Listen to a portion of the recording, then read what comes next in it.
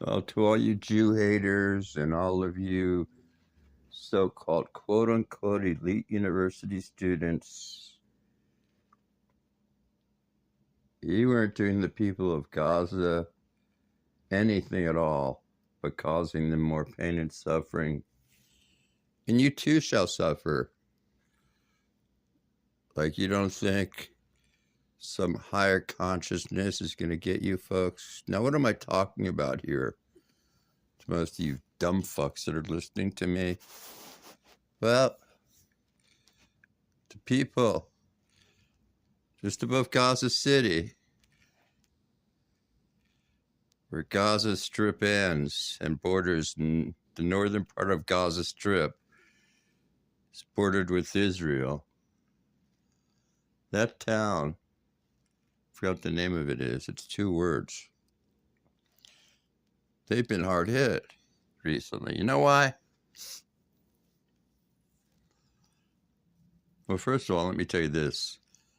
Since those people are the most hard hit and being used as human shields by Hamas, they're the biggest protesters of Hamas. I've been watching YouTube videos on this. And Hamas is down. And it won't even be Israel that'll take them down. It will be their own people. That's my prediction now. I guarantee you. They're fed up with it. They're realizing now it's not the Israelis who are the enemy.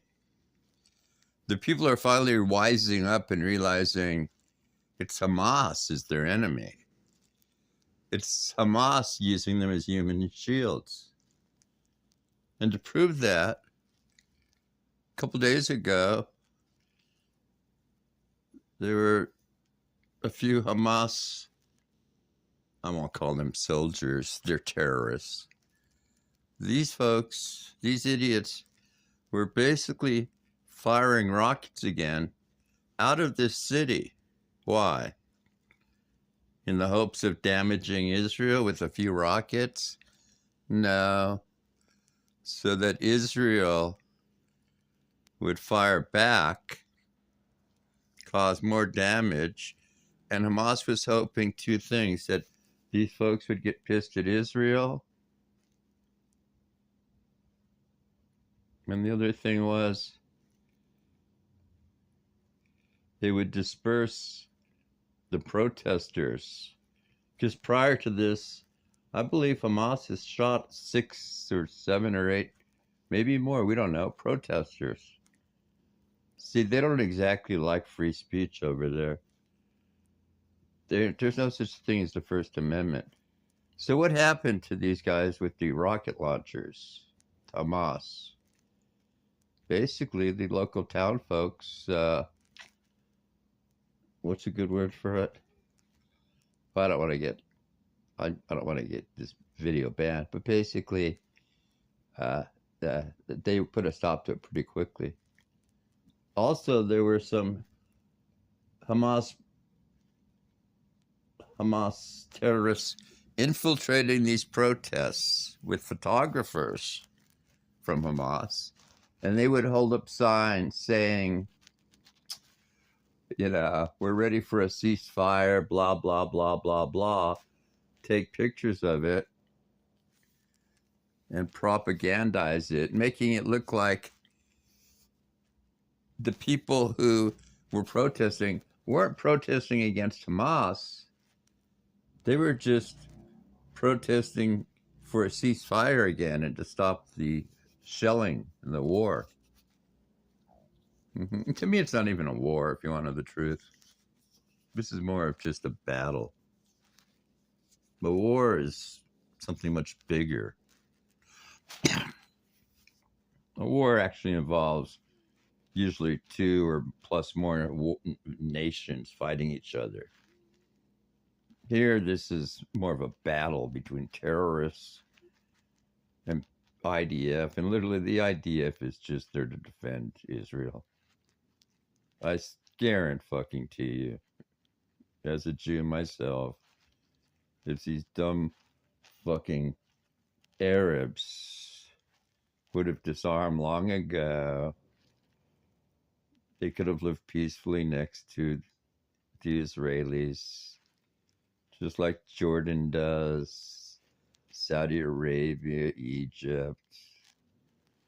Egypt's had a peace treaty with Israel for 50 years, Jordan for 30 years. Saudi Arabia, no peace treaty, but, well, that's what the Abrahamic Accords were about. Why the fuck do you think Hamas attacked on October 7th? Because they knew there was a meeting planned between Saudi Arabia, America, and Israel for Saudi Arabia to finally have a peace treaty with Israel. Now, of course, Saudi Arabia has never actually recently engaged in war with Israel, primarily because there's no border connecting them. And not even that. It's also because, let's face it, both countries are allies to America. See, we made a deal with, I'm not going to say the devil. Basically, we made a deal with these Arabs in the 40s and 50s in Saudi Arabia when oil was discovered there. I believe it was Chevron or whatever, oil company, Standard Oil, I don't know, whoever went in there. Texaco, one of those companies. And we made a deal with them. We basically said, we made a few deals with them that have lasted since the 40s, after World War II. Basically, the deal was, we will give you protection, military protection. We will get the oil out of the ground for you because you Arabs, especially at that time, let's just be honest, were riding around in camels and weren't exactly sure how to pump oil out of the ground. Well, we've been doing it since the, 1800s, right? So, or late 1800s. So basically, we had a 50-year jump on these folks. We knew how to get the black gold out of the ground. And prior to that, these folks were just Bedouin Arabs. They had no real money. What were they going to make money? The Arabs in Saudi Arabia only have money because Egypt's a different story. The Egyptians are not Arabs. They're Egyptians. They're from North Africa. They always had a kingdom and money because they're on the Mediterranean. Go on Google Maps. Look at the top of if you look at the very top of Egypt, from Cairo to Alexandria, from Cairo to, let's say, the Mediterranean, you'll see just how green that land is. Yeah, not with money. Well, in a sense, money, because these folks are growing all kinds of stuff. Olives and dates and, shit that grows out in those type of perfect climates. So basically, Saudi Arabia,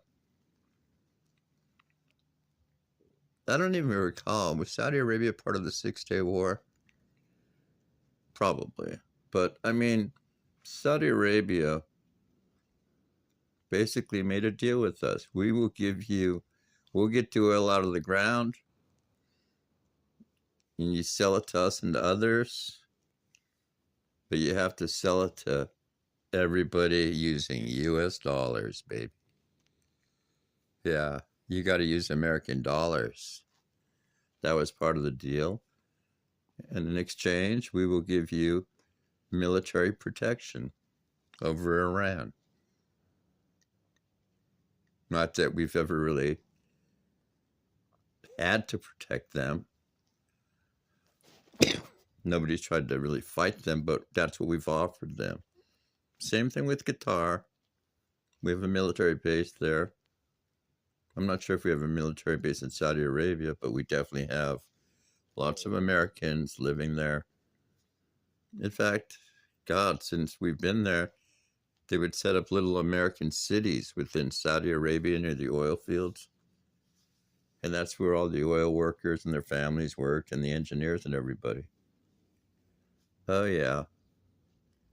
And you could drink booze back in there. Nowhere else could you drink booze, but in those American compounds you could. I used to know. In the mid-'80s, I drove limousine in Beverly Hills, L.A., and we drove royalty. We drove the Saudi royals. Princes, princesses. Mm-hmm. Now, that you think, wow, but there's like 5,000 princes. I used to drive Prince Bandar. I think he was King Faisal's, one of his sons or something, or his, King Faisal might have been his uncle. Prince Bandar, very interesting guy. I've got stories about him, really good stories. Yeah, but Prince Bandar was, how do you say it?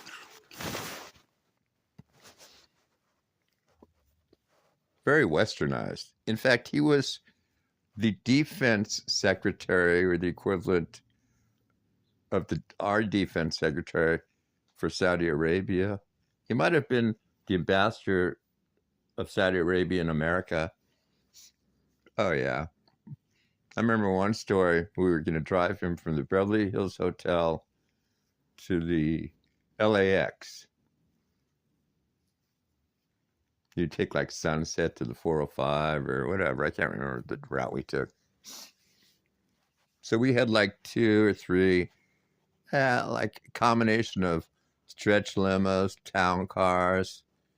And back then, our U.S. Secret Service would protect him, and he'd have his own protection. So yeah, we were sitting there like smoking weed and doing coke outside. Well, not usually smoking weed, but we're doing coke and shit, like in the cars and shit. So my job that day was like 6 a.m. We're at the Beverly Hills Hotel, maybe 4 or 5 of us drivers. And I could have had an unusual assignment this time. It was, I don't know how I got this. They must have really trusted me. I got to drive the van. Now you're saying, were there people in the van? No, it's the van that was loaded up with all his luggage. Big trunk, because he had been out here for like weeks or something. Check this out. They're loading these big trunks in there and suitcases, everybody's luggage. Basically, I'm driving on the luggage stuff. And one of the dudes, like one of his security guys, and I knew some of these folks, because I'd driven them before a lot and stuff. One of his like Bandar was a regular client of ours. One of these security guards, somebody, I don't know who told me this, but we just knew it. Maybe another driver did. I just knew what it was. They loaded up a trunk. And somebody told me, like in this box, it was a big trunk and its suitcases and shit. I mean, the van was almost filled up with all this junk. And keep in mind, we're going to his private fucking jets. And these guys flew in on like 737s and shit. These were big planes. I had actually been on one of them before on a different trip. So I saw the inside of one. The king's personal jet, King Faisal at the time, I think. This fucker's personal jet had an operating room in it, folks. We're not talking Air Force One. This made Air Force One look like shit. Like fucking shit. Everything was like silk and suede and leather and gold fixtures and shit. I swear there was a bedroom. There was a literal operating table in that fucking place. So next video, I'll tell you what I was driving in the box.